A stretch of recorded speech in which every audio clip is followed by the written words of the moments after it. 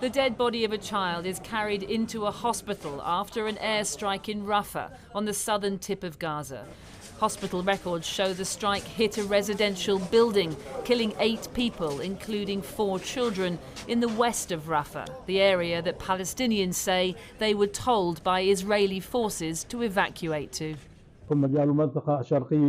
They said to evacuate the eastern part of Rafah and that the western part is safe. This is proof they are liars. It's scenes like these of families rummaging through the rubble and the killing of more than 34,000 Palestinians that appear to have brought Joe Biden to the brink, to make the unprecedented move of announcing on primetime TV that American weapons would be withheld from Israel if it advances further into Rafah. I've made it clear to Bibi and the War Cabinet they're not going to get our support if, in fact, they go into these population centers. We're not walking away from Israel's security. We're walking away from Israel's ability to wage war in those areas. Biden confirmed he had withheld the latest shipment to Israel that includes 3,500 bombs like these, as well as artillery that he also confirmed in a stunning admission had been used in the past by Israel to wage its war in Gaza. Have those bombs been used to kill civilians in Gaza? Civilians have been killed in Gaza as a consequence of those bombs and other ways in which they go after population centers.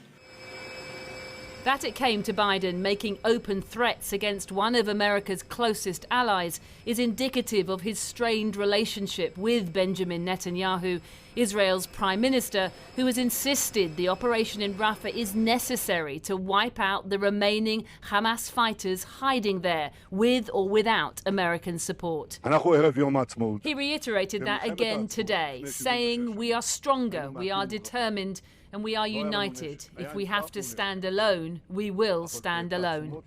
Netanyahu is now faced with a clear, difficult choice. If he adheres to the US president's demands, he risks losing the backing of hard-right members propping up his government, like Itamar Ben-Gvir, the Minister of National Security, who today made his feelings about President Biden very clear in this posting on X. In America, hard-right Republicans were furious with Joe Biden as well. Hamas has put Palestinians in the crosshairs of Israel, so stand Israel down? That's the dumbest thing I've ever heard in my friggin' life. Do you have a reaction to the decision to withhold weapons that President Biden spoke about last night? Absolute betrayal of trust and lack of leadership. Hamas has tried to retreat to Rafah. People are forgetting that Israel has done a pretty good job of pushing them out of most of Gaza.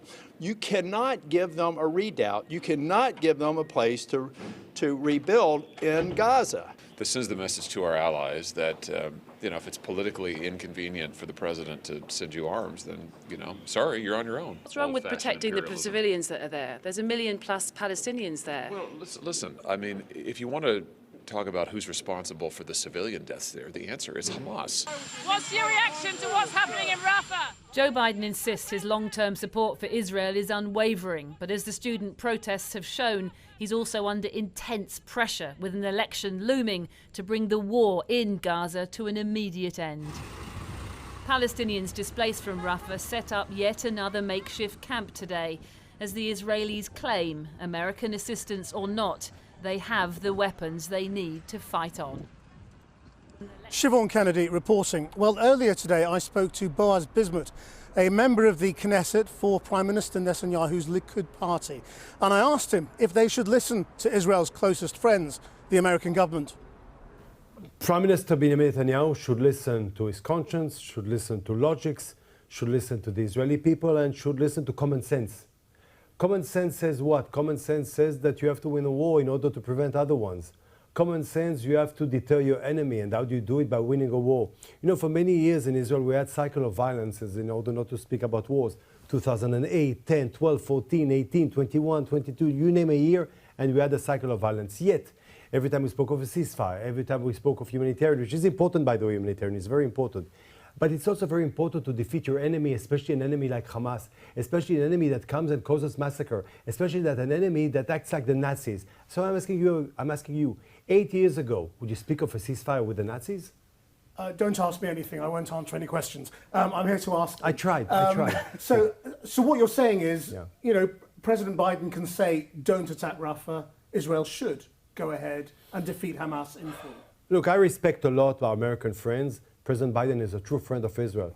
President Biden came here soon after the massacre. We remember each and every Israeli, the don't he said to our enemies in the north. And of course, I think about Iran. I mean, that's how bad the relationship has got, isn't it? I wouldn't say it's bad, because, you know, is now freezing arms. No, but you see, people, not me, but there is this amazing quote that you write the future with the ink of the past. So you don't think the American threat, if you like, really has a structural problem for Israel? Look, they will still be your allies. We're allies. We're the best allies. We're best friends. We share the same values. Do you not fear that if you ignore them on this, then they may not defend you at the UN Security Council?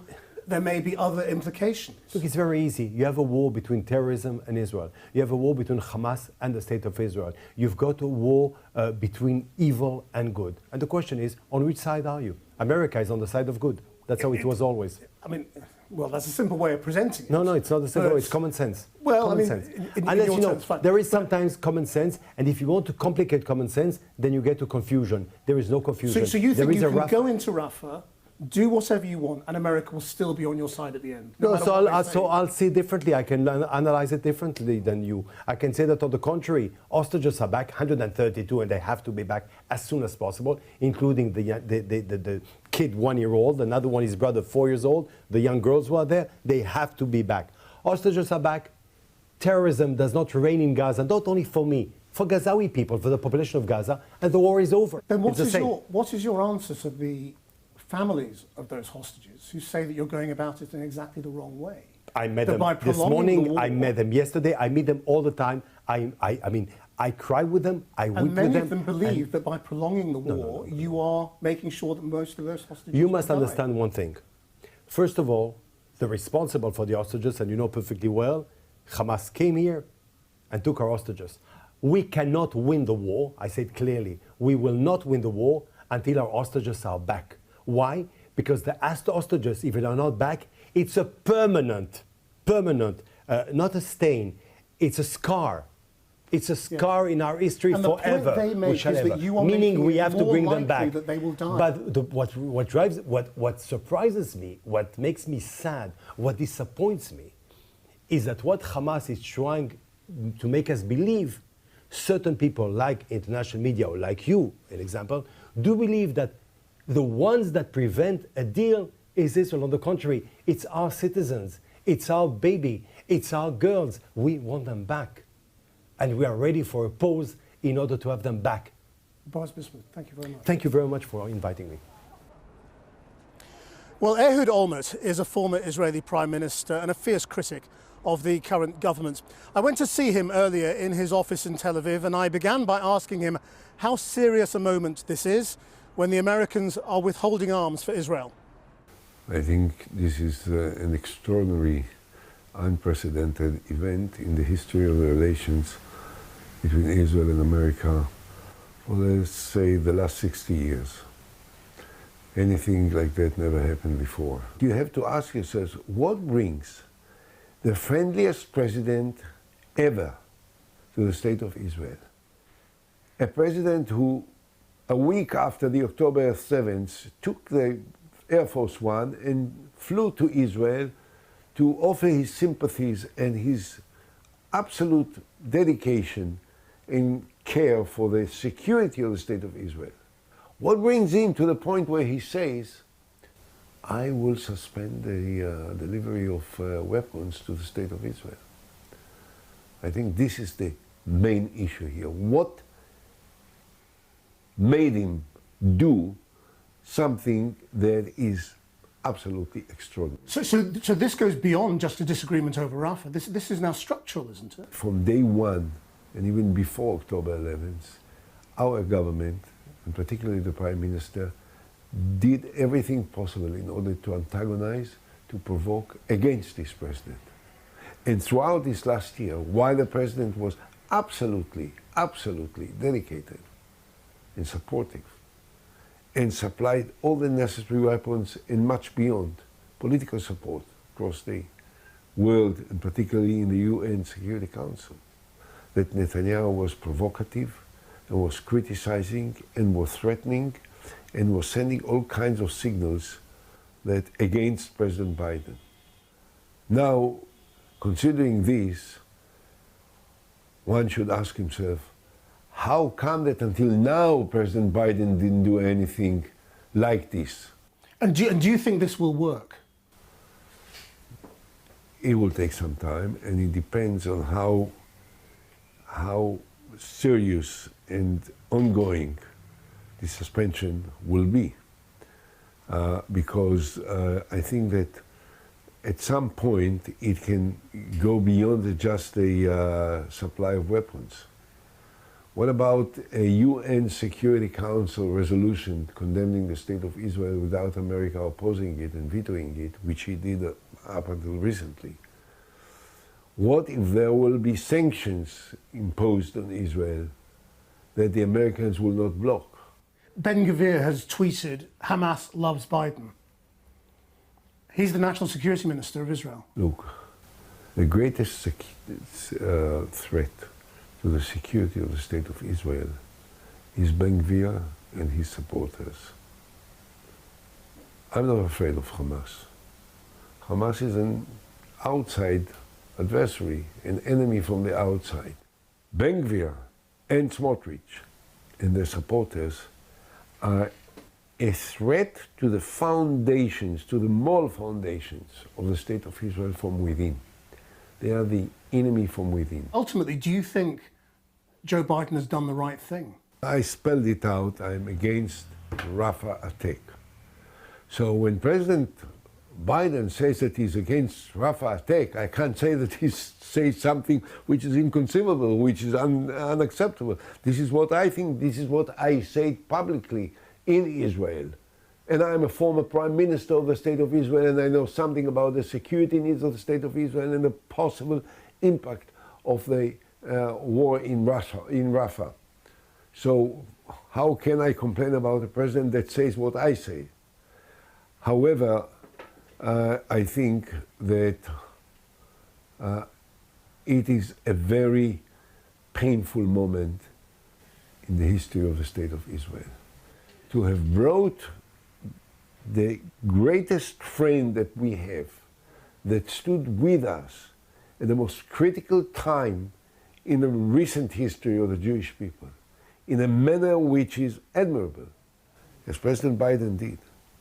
To bring him to the point where he has to warn Israel that he will not allow the delivery of weapons which we need because of policy, of provocations, of manipulations, of totally irresponsible conduct.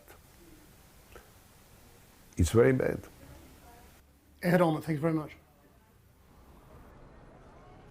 So just a few days after those premature celebrations that a ceasefire deal had been done and the hostages would be coming home, it appears the negotiations in Cairo are over.